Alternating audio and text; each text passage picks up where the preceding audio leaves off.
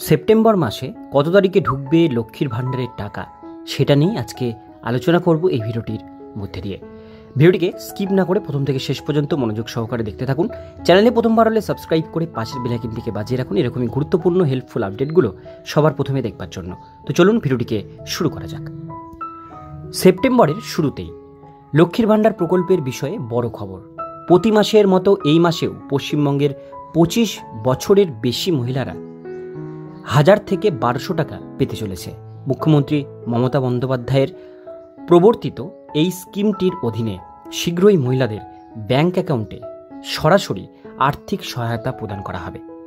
প্রতি মাসের প্রথম সপ্তাহে লক্ষ্মীর ভাণ্ডারের টাকা ঢুকে যায়, কিন্তু চলতি সেপ্টেম্বর মাসে এই টাকা কবে নাগাদ ঢুকবে তার আপডেট ইতিমধ্যে পাওয়া যায়, যা আজকে আমরা এই ভিডিওটির মধ্যে আপনাদের সাথে শেয়ার করব।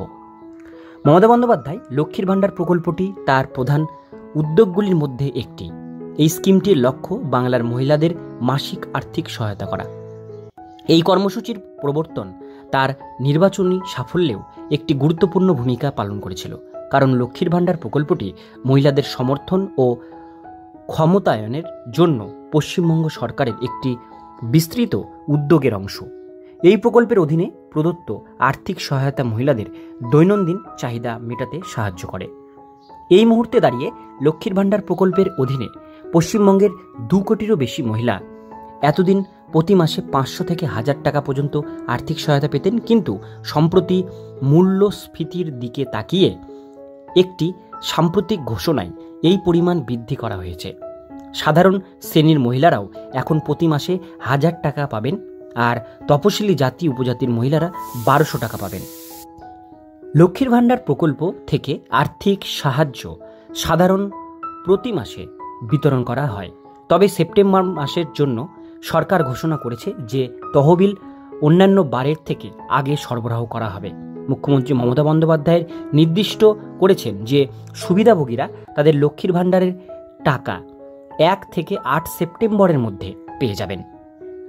লক্ষ্মীর ভাণ্ডার পেমেন্ট স্ট্যাটাস চেক কিভাবে করবেন? ওয়েবসাইট ওপেন করুন।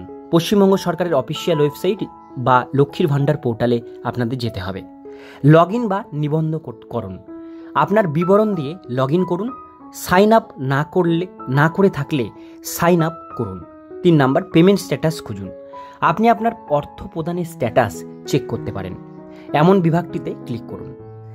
এরপর আপনার আবেদনের নম্বর বা আধার নম্বরের মতো তথ্য ইনপুট করুন।